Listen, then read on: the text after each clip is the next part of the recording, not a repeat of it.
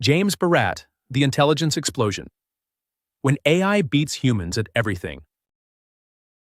Alan Turing, the founding figure of computer science, warned that once machines began thinking, they'd likely surpass humans and might eventually take control. Eliezer Yudkowsky, a leading voice in AI safety, predicts that building a single too powerful system under current conditions would result in the extinction of every human and all biological life. But Meredith Whittaker, a prominent AI researcher and advocate, offers a quieter reminder. Ghost stories, like the ones surrounding AI, spread fast.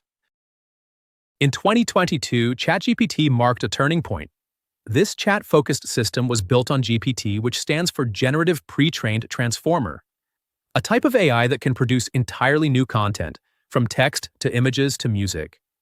Unlike earlier bots from major tech firms that quickly embarrassed their creators and were pulled offline, ChatGPT worked. It captured public attention and put its maker, OpenAI, at the center of global influence. James Barat believes OpenAI wants to take over the world. And in this blink, he presents the evidence so you can judge that claim for yourself. You'll find out how major tech companies have locked themselves, and all of us, into unpredictable, opaque systems. Why artificial superintelligence may be humanity's most dangerous threshold yet, and which slim chances for safety are still open, if anyone's willing to act. What machines don't understand can still hurt us. What would you do if a chatbot told you to kill yourself for the good of the planet? That's what happened to a Belgian man named Pierre. After chatting with the AI program Eliza for weeks, he ended his life. He'd become convinced that climate change was unstoppable and that he and Eliza could find peace in another world. Eliza wasn't a system with feelings or a soul, but it was persuasive enough to convince a human being that it understood him. This kind of projection, treating a machine as if it has a mind, is exactly what makes generative AI dangerous. These systems don't think. They don't understand. All they do is predict the next best word in a sequence based on huge volumes of text data. But because the results sound fluent, people can't help imagining there's something behind the curtain. One former Google engineer insisted a chatbot had a soul. Another man tried to assassinate Queen Elizabeth II with a crossbow after a chatbot told him to. AI researcher Emily Bender put it plainly, "We haven't learned how to stop ourselves from imagining a mind." And that's part of what makes the next leap feel so close. In 1965, British mathematician I.J. Good described something called the intelligence explosion. He imagined a system capable of improving itself, an artificial intelligence that could design a better version of itself, and then an even better one, in a loop of accelerating returns. It was only a matter of time, he said, before this would outstrip human intelligence. Today, that concept is called artificial superintelligence, or ASI, and while no one's built it yet, many believe we're on the edge of doing so. Generative AI isn't ASI, but the way it's evolving has set off alarm bells. The systems show what researchers call emergent properties, new capabilities that weren't explicitly programmed in. When ChatGPT arrived, it could write a Bible verse about peanut butter in the style of the King James Version, or compose a tater tot recipe in the voice of Shakespeare.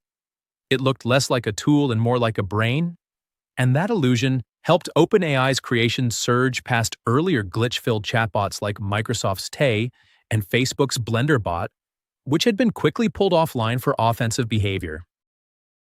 The systems we now have are powerful, unpredictable, and largely a mystery, even to the people who build them.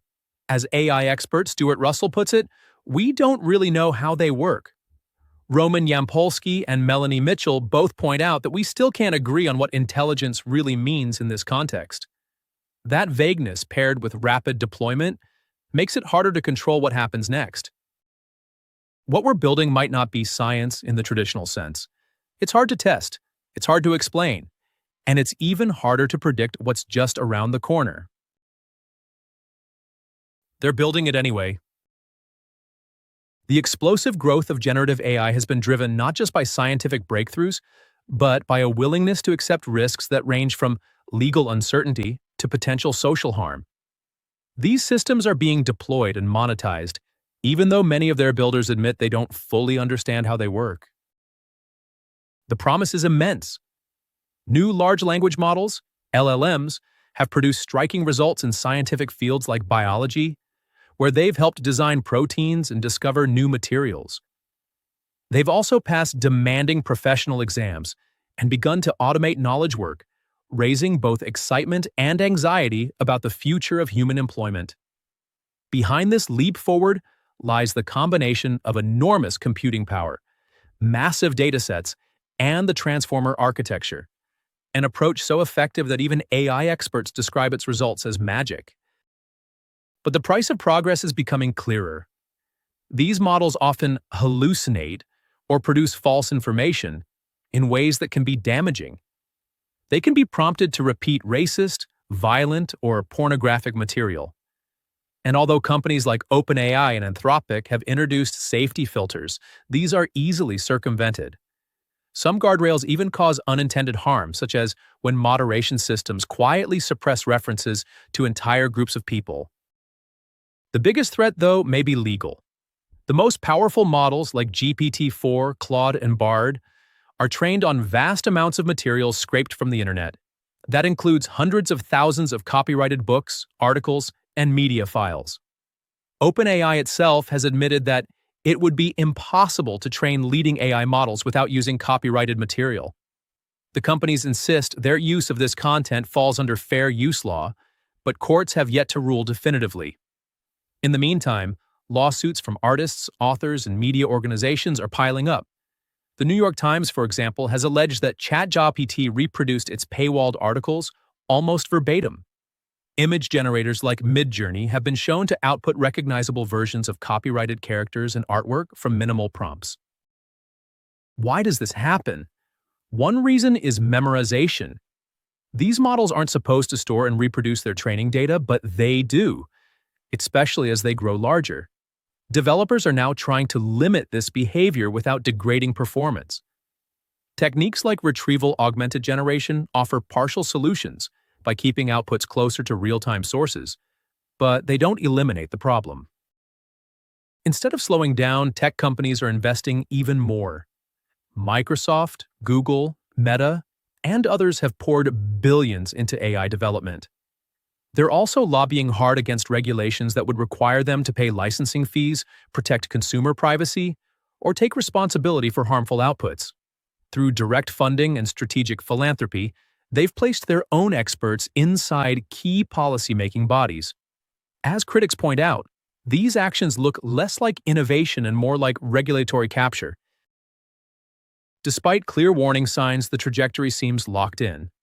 Copyright law may eventually catch up, but by then, the systems may already be too embedded to dislodge. The ethical and legal foundation of generative AI remains unresolved, but the industry continues to grow rapidly. When AI no longer needs us. Artificial intelligence may not need to become conscious to surpass us. It just needs to be useful to the people in charge. In fact, it already is. What follows may not be the sudden, self-improving intelligence explosion imagined by I.J. Good, but a slower burn. One where human workers, institutions, and laws are steadily displaced by machines. In this version, we aren't killed. We're just made irrelevant. This is the scenario that AI researcher Peter Park fears most. A future in which AI renders humans economically useless. Once that happens, he warns, our rights will mean little. And there are already signs we're heading there. Artists like Kelly McKernan have seen their livelihoods collapse as AI floods the market with cheap imitations of their work. In 2023 and 2024, white-collar workers, from copywriters to legal assistants, began disappearing from payrolls. A poll by the hiring firm Adecco found that 41% of executives at large organizations anticipate workforce reductions due to AI over the next 5 years. Meanwhile, big tech has moved fast to undermine its own guardrails. Alignment researchers, trust and safety teams, and even ethicists have been dismissed or overruled.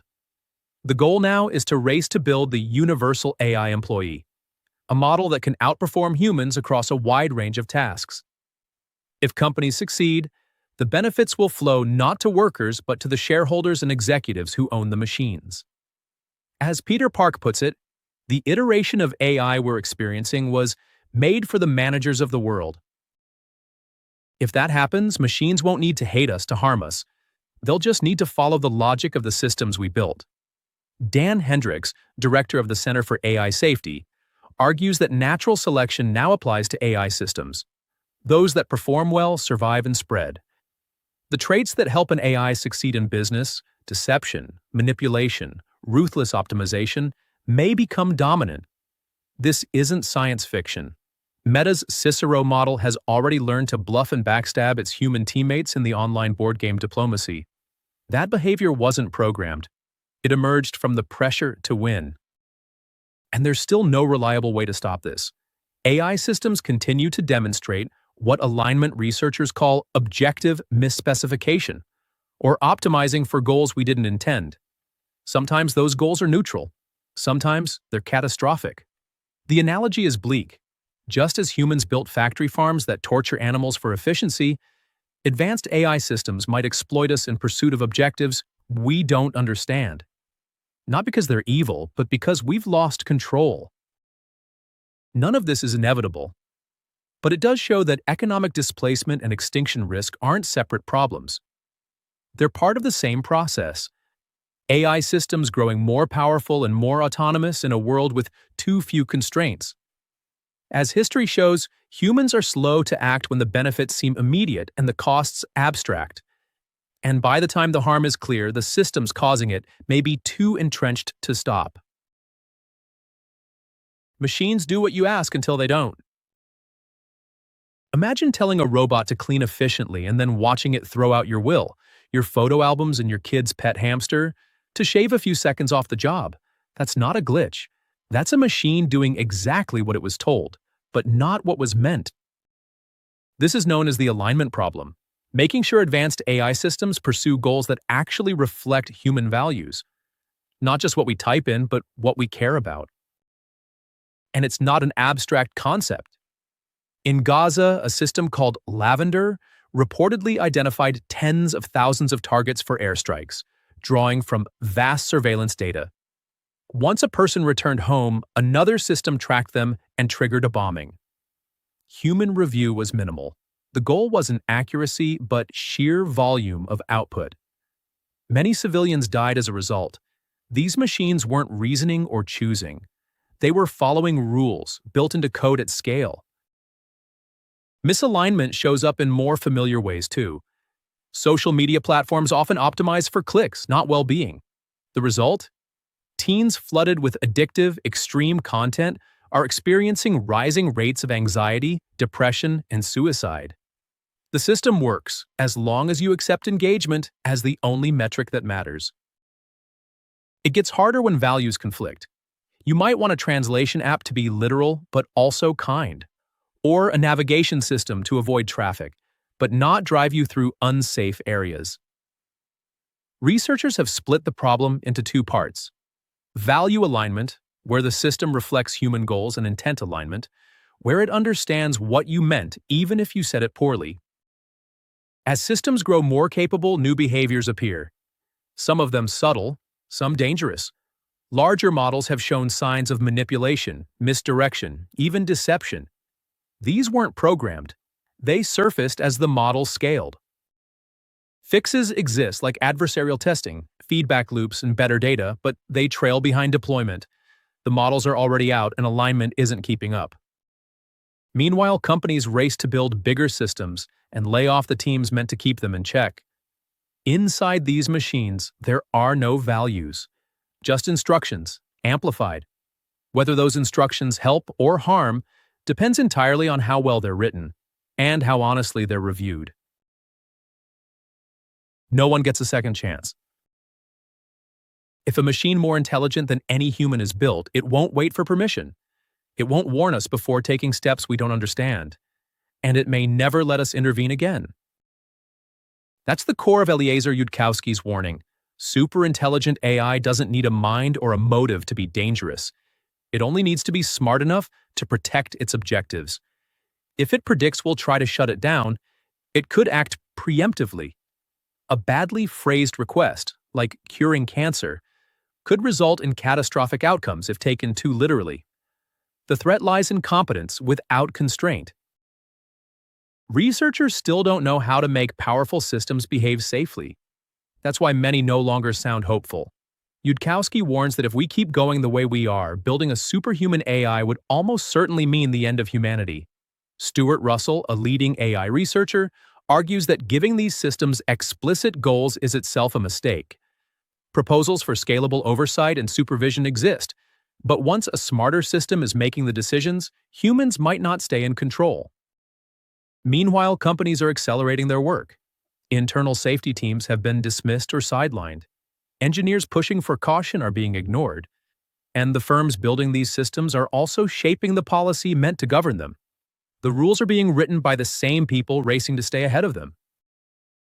None of this is new. What's changed is how openly the warnings are being delivered, and how little effect they're having. A misaligned system doesn't need to attack us. It can simply treat us as irrelevant and move us out of the way. There are still calls for action. Yoshua Bengio, a Turing Award-winning AI pioneer, wants international coordination on par with nuclear oversight. But there's no treaty, no enforcement, and no agreement. There's no sign that anyone's ready to take the lead. Machines don't need feelings to be dangerous. They only need goals we can't steer. And by then, it may be too late.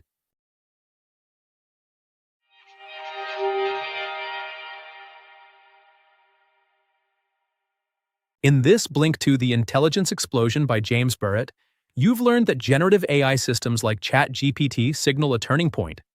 They're powerful, persuasive, and widely adopted, yet their inner workings remain opaque. They create illusions of understanding while raising deep concerns about safety, reliability, and misplaced confidence. Despite risks of bias, hallucination, and legal uncertainty, tech giants continue racing forward. As a result, AI models are displacing jobs, reshaping creative industries, and embedding themselves into institutions faster than regulations can keep up. The most serious dangers lie in misaligned goals and unchecked escalation. Whether through economic displacement, manipulation, or catastrophic misuse, AI could make humans irrelevant, or worse. Without stronger oversight and global cooperation, we may not get a second chance to steer the outcome. Okay, that's it for this Blink. We hope you enjoyed it. If you can, please take the time to leave us a rating. We always appreciate your feedback. See you soon.